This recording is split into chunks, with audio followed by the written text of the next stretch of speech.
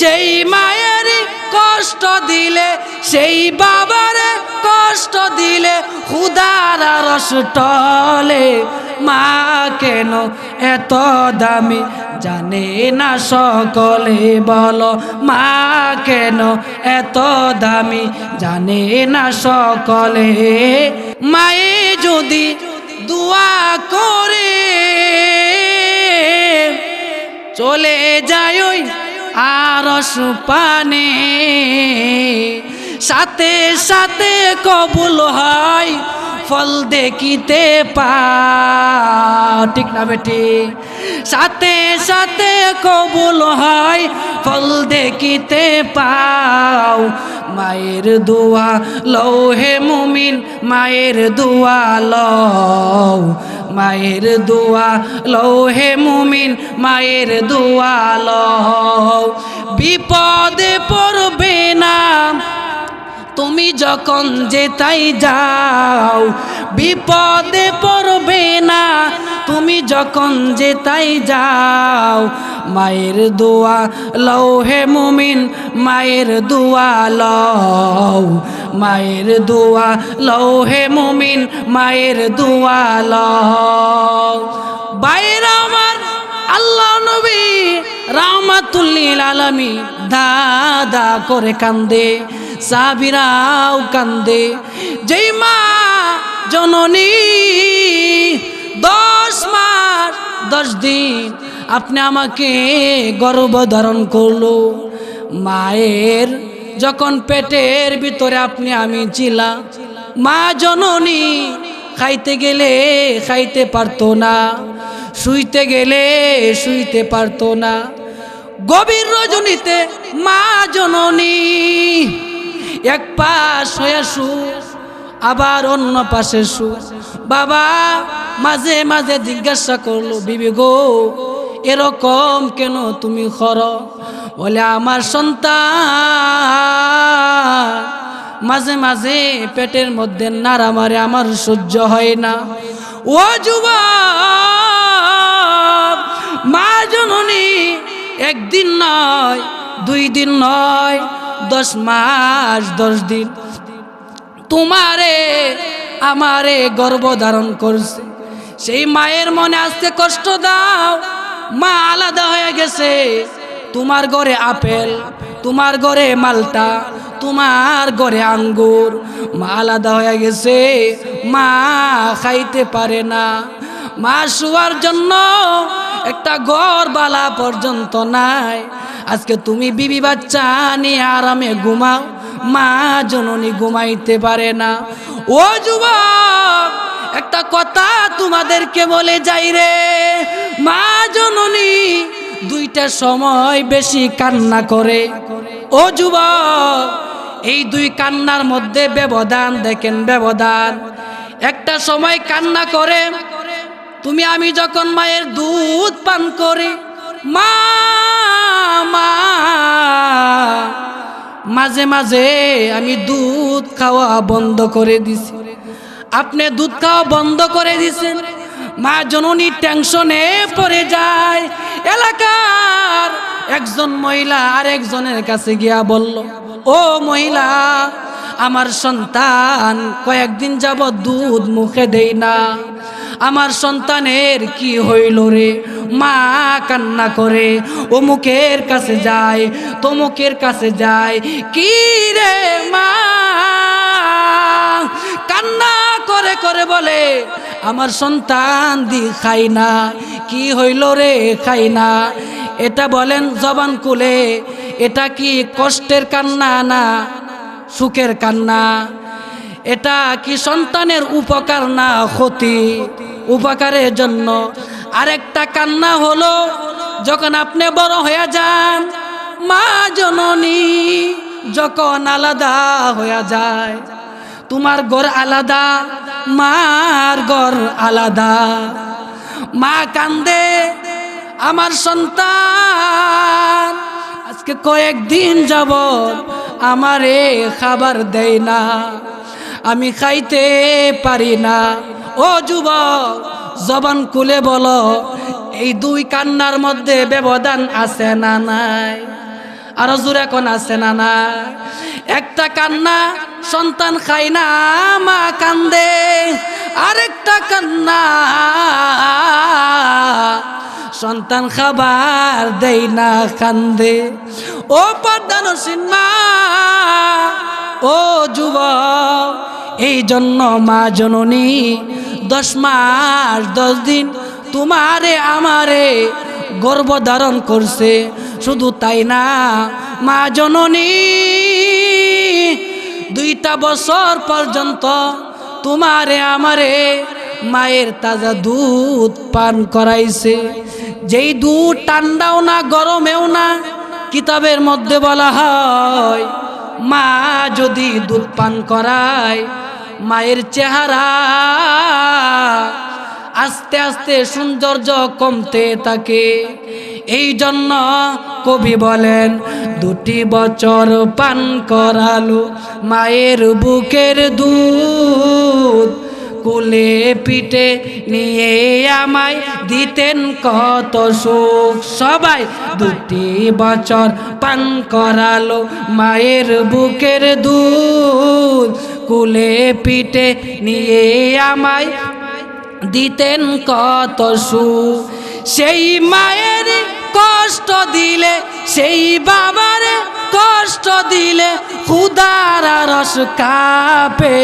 মা কেন এত দামি জানে না সকলে, বাবা মা কেন এত দামি জানে না সকলে।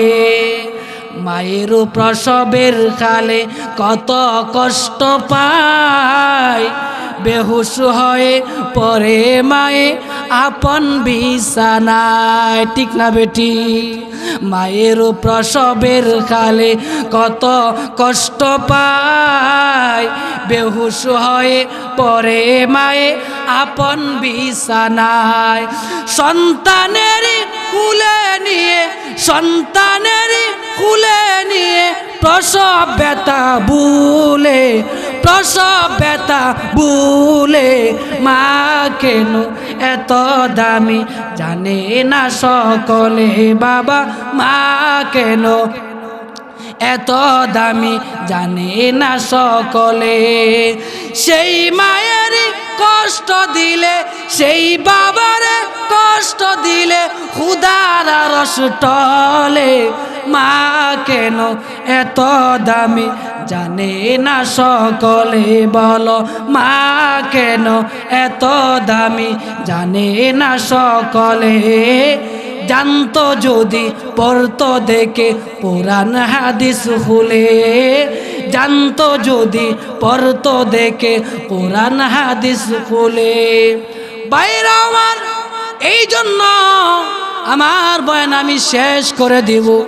অল্প সময়ে আমি আপনাদেরকে যে কথাটা বুঝাইতে চাইলাম, আল্লাহ বলেন ওয়াবিল ওয়ালিদাইনি ইহসানা, তোমাদের আব্বা আম্মার সেবা করো, আব্বার প্রতি মায়া করো, আম্মার প্রতি দয়া করো। যেই মা জননী সন্তানের জন্য এত পাগল, মা বাবা তাকায়া দেখবেন সন্তানকে আলাদা করে দে, এরপরেও মা কিন্তু বলতে পারে না। মাঝে মাঝে মা জননী দরওয়াজা লাগায়া কান্দে আর বলে হায় রে, আমার সন্তানকে এত কষ্ট করে আমি বড় করলাম। বাবা কান্দে রে,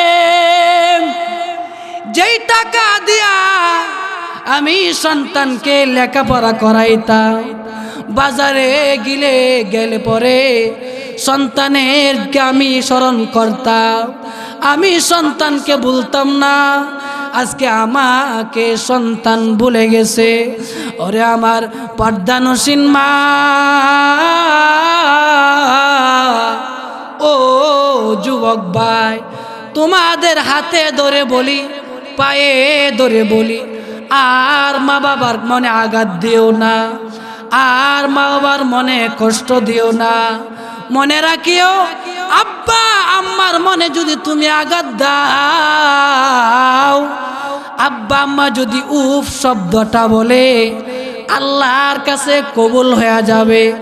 আল্লাহ নবী রাহমাতুল লিল আলামিন বলেন, তিনজনের দোয়া আল্লাহ ফেরত দেয় না। এক নাম্বার, যারা মাজলুম তাদের দোয়া আল্লাহ ডাইরেক্ট কবুল করে। দুই নাম্বার, যারা মুসাফির তাদের দোয়া আল্লাহ ডাইরেক্ট কবুল করে। তিন নাম্বার হলো, যারা আব্বা আম্মা যদি আল্লাহর দরবারে দোয়া করে, এই তিন শ্রেণীর দোয়া আল্লাহর দরবারে সাথে সাথে কবুল হয়ে যায়। শুধু তাই না, আল্লাহ নবী রাহমাতুল লিল আলামিন বলেন, উম্মতেরা রে, যদি মার চেহারার দিকে বাবার চেহারার দিকে তুমি সুনজরে একবার তাকাও, একটা কবুল হজের সওয়াব আল্লাহ তোমার আমল নামায় লিখে দিবে। সুবহানাল্লাহ বলে। সাহাবায়ে কেরামরা জিজ্ঞাসা করলো, নবী গো, যতবার আমি আমার মার দিকে তাকাইব আমার আল্লাহ কি ততটা সব দিবে? আল্লাহ নবী বলেন, সাহাবীরা রে, তুমি যতবার মা জননী বাবা দুঃখিনীর চেহারার দিকে তাকাইবা আমার আল্লাহ ততটা সব তোমার আমল নামায় কবুল হজের সব লিখে দিবে। শুধু তাই না, তিন বস্তুর দিকে তাকাইলে শুধু তাকায়া থাকবেন, আল্লাহ অটোমেটিক সব লিখতে থাকবে। সুবহানাল্লাহ বলে। তার মধ্যে একটা হলো, আপনি যদি বাইতুল্লাহ জিয়ারত করেন, কাবা চত্বরে কাবা ঘরের দিকে যদি তাকায়া থাকেন, আল্লাহ বললে তাকায়া থাকলেই তোমার আমল নামায় সব লেখা হবে। সুবহানাল্লাহ। দুই নাম্বার, কুরআনুল কারীমের দিকে শুধু তুমি তাকাইয়া থাকবা, তোমার আমল নামায় সব লেখা হবে। তিন নাম্বার, আব্বা আম্মার চেহারার দিকে যদি তুমি সুনজরে তাকাও, তোমার আমল নামায় সব লিখতে থাকবে ফেরেশতা। এই জন্য যুবক ভাইয়েরা, ও পর্দানসীন মা, ও যুবক ভাইয়েরা, আমি জানি না কার জানি মা নাই, কার বাবা নাই। মা জননী কবরের মধ্যে তাকিয়া নাম ধরে ধরে ডাকে, আব্দুর রহমান, ও আব্দুল জব্বার, আজকে কতদিন হয়ে গেল রে, আমারে তুই ভুলে গেলি। কাফন সরায়া মা, মা চেহারাটা তুমি দেখলা। আজকে মাহফিল থেকে অনেকেই বাড়িতে যাবে, মায়ের চেহারা দেখতে পারবে না, মা বলে ডাক দিতে পারবে না, মায়ের দরওয়াজা বন্ধ, বাবা বলে ডাক দিতে পারবে না। বন্ধুরা আমার, এই জন্য আমি আপনাদের পায়ে ধরে বলি, হাতে ধরে বলি, যার আব্বা আম্মা বেঁচে আছে গো, আব্বা আম্মার মনে তোমরা আঘাত দিও না। আব্বা আম্মার খেদমত করে জান্নাত তোমরা দুনিয়াতে কামাই করো। বাবা আমার খেদমত করো, ভুল করিও না। বাবা আমার খেদমত করো, ভুল করিও না। বাবা কোনো রকম বাবা আমাকে কষ্ট দিও না।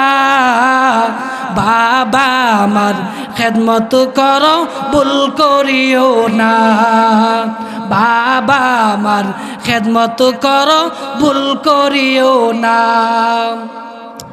বাবা তোমার জটিল অসুখ হলে আল্লাহর কাছে মায়ে বলে, তোমার জটিল অসুখ হলে আল্লাহর কাছে মায়ে বলে, আল্লাহ আমায় তুমি নিয়ে নাও গো, সন্তান নিও না।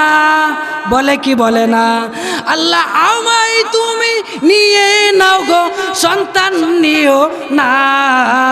বাবা আমার খেদমত করো, ভুল করিও না। বাবা আমার খেদমত করো, ভুল করিও না। বলেছেন দয়াল রব্বানা, বাবা আমার শুকুর করো না। বলেছেন দয়াল রব্বানা, বাবা আমার শুকুর করো না। আল্লাহর কথা না মানিলে দুজখ ঠিকানা। বাবা আমার খেদমত করো, ভুল করিও না। বাবা বাবা আমার খেদমত করো, ভুল করিও না। আল্লাহ তাআলা আমাদের সবাইকে, যাদের আব্বা আম্মা বেঁচে আছে, প্রাণ ভরে মন খুলে খেদমত করার তৌফিক দান করুক। সকলে বলে আমিন।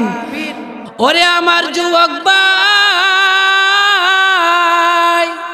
মা বাবা যার বেঁচে নাই, তার মতো হতভাগা আর দুনিয়ার মধ্যে কেউ নাই।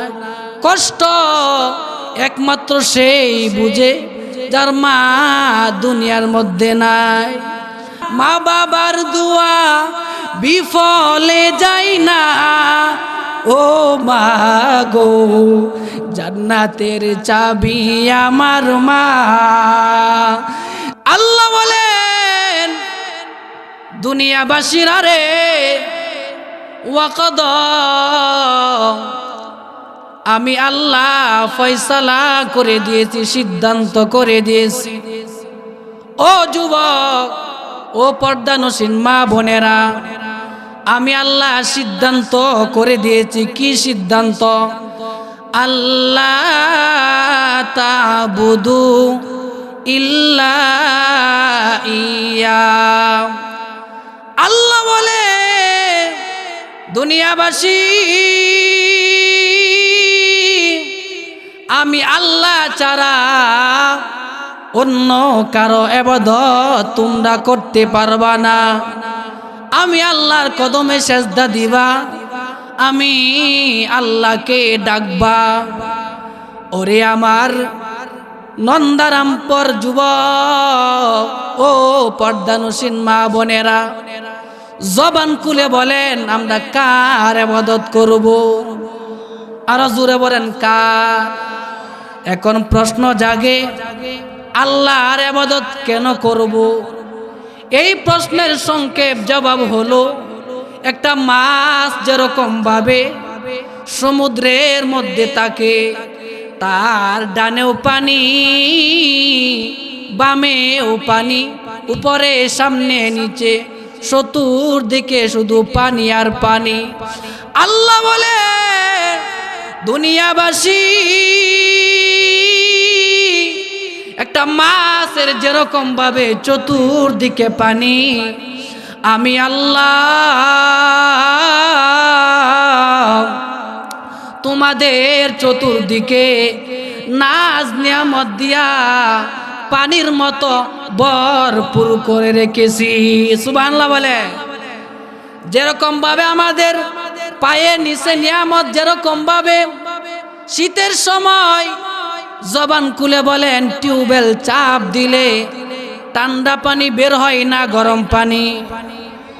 আবার গরমের সময় ঠান্ডা না গরম, গরমের সময় ঠান্ডা, ঠান্ডার সময় গরম। এটা কার নিয়ামত? ও যুবক, শুধু তাই না, মাথার উপরে তাকাইয়া দেখেন ফুল গরমের সিজনে 20 হাত 30 হাত উপরে ডাব গাছ, আমার আল্লাহ ডাবের ভিতরে প্যাকেটিং করে এত সুন্দর একটা পানি রাখলো, যেই পানি ঠান্ডাও না গরমেও না। জবান খুলে বলেন এটা কার নিয়ামত? আল্লাহ বলে বান্দারে, এই জন্য আমি আল্লাহর কদমে সাজদা দিবা। তোমাদের ডানে বামে চতুর্দিকে আমি আল্লাহ নিয়ামত দিয়ে ভরপুর করে রেখেছি। সুবহানাল্লাহ বলে। বন্ধুগণ, শুধু তাই না, আপনি আমি যদি আমাদের অঙ্গ প্রত্যঙ্গের দিকে তাকাই তাহলে খেয়াল করে দেখবেন আল্লাহ তাআলাকে চেনা যায়, পরিচয় আল্লাহ তাআলা নেওয়া যায়। কেন আল্লাহ তাআলার ইবাদত করব? আল্লাহ কানের জায়গায় কান দিছে, নাকের জায়গায় নাক দিছে। আল্লাহ বলেন ওয়াত্তিনি ওয়াজ্জাইতুন ওয়া তুরি সিনিনা ওয়া হাযাল বালাদিল আমিন।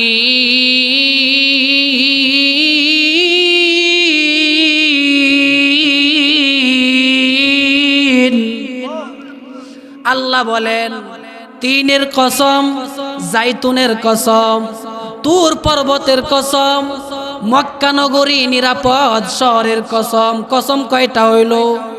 চারটা কসমকে আল্লাহ বলে লাকাদ খালাকনাল ইনসানা ফি আহসানি তাকওয়িম। আল্লাহ বলেন মানুষের থেকে আমি আর কোনো প্রাণীকে সুন্দর করে বানাই নাই। সুবহানাল্লাহ বলে। তাহলে আল্লাহর ইবাদত আমরা কেন করব? সংক্ষেপ উত্তর হলো আল্লাহ তাআলা আমাদের চতুর্দিকে বিভিন্ন নাজ নিয়ামত দিয়ে আল্লাহ তাআলা কি করছে? বেষ্টন করে রেখেছে। এই জন্য আমরা আল্লাহ তাআলার ইবাদত করব, এক নাম্বার।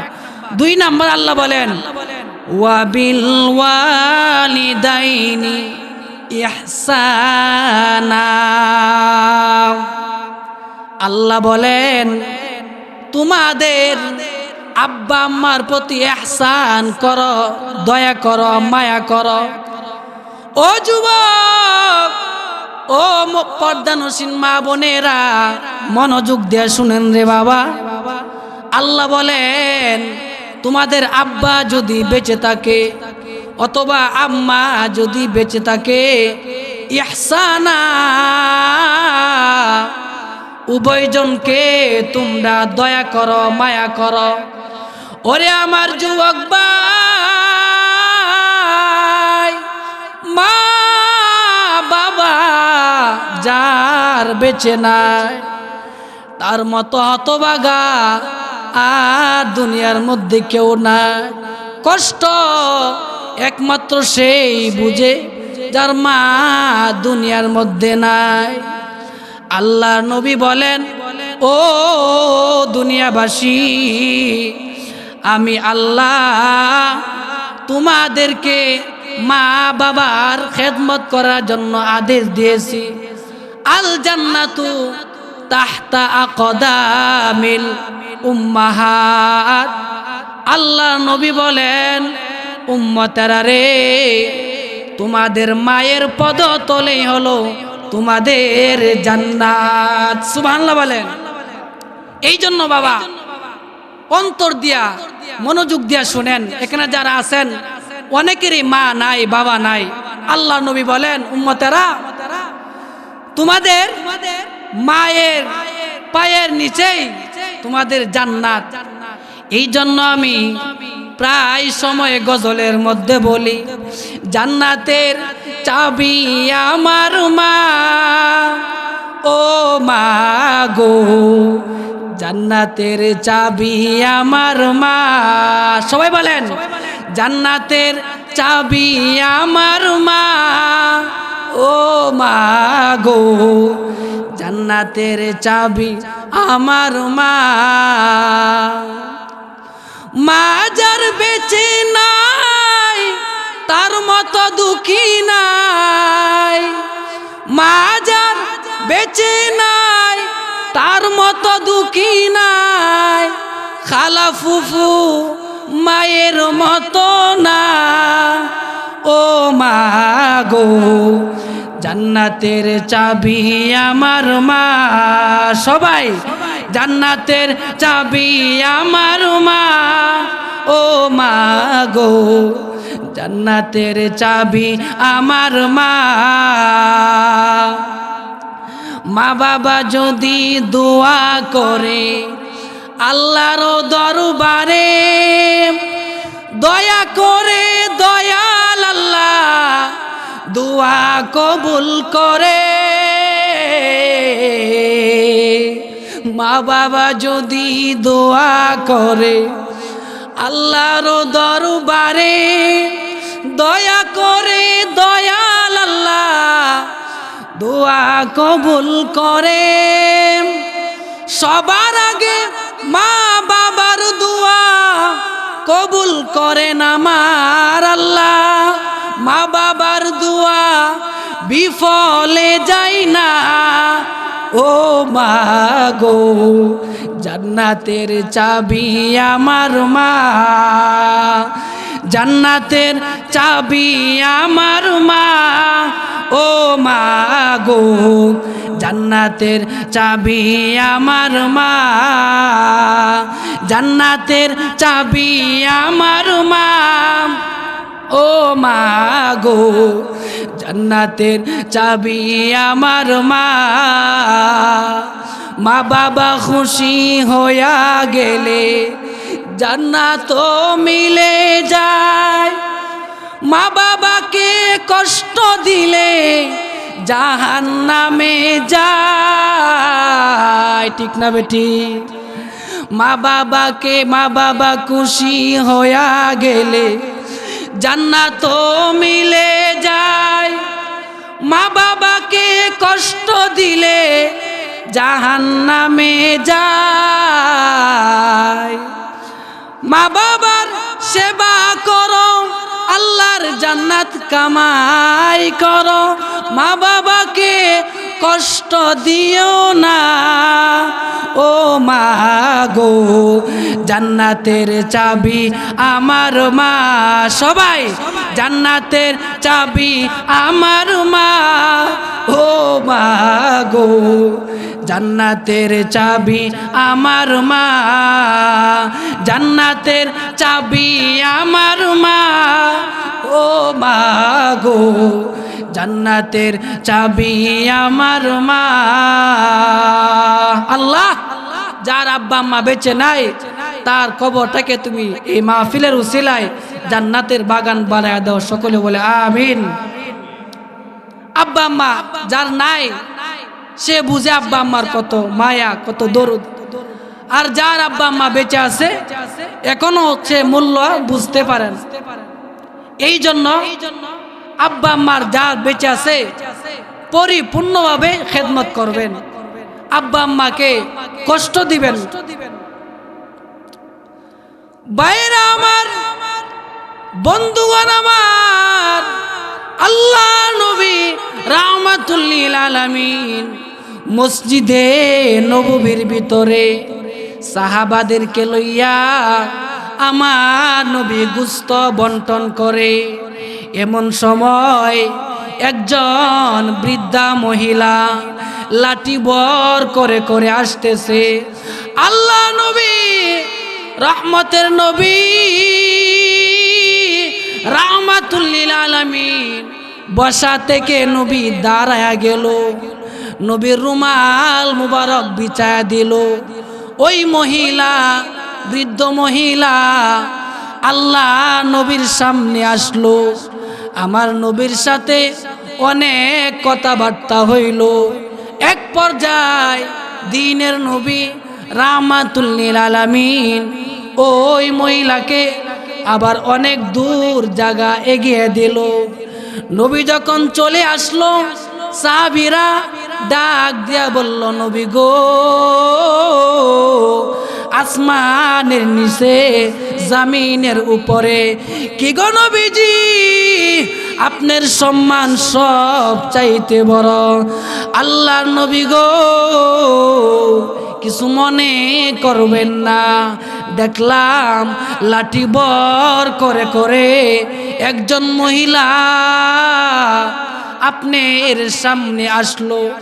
ওগো নবীজি, আপনি তাকে সম্মান করলেন, আপনার রুমাল বিছায়া দিলে। নবী গো বলেন বলেন এই মহিলাকে? দিনের নবী রাহমাতুল লিল আলামিন চোখের পানি ফালাইয়া ফালাইয়া বলে, সাহাবীরা রে, এটা সাধারণ কোনো মহিলা না, এটা আমার মা, দুধ মা হালিমাতুস সাদিয়া। সাহাবীরা দাদা করে কান্দে রে। দুধ মা হালিমাতুস সাদিয়া যদি এত সম্মান হয়, আপন মার কত সম্মান, আপন মাকে কত সম্মান দিতে হবে। ওরে আমার যুবক ভাই,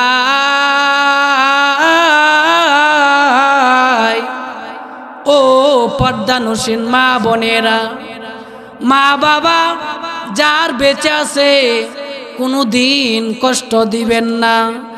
রব্বুল আলামিন বলেন, ফালা তাকুল লাহুমা উফ।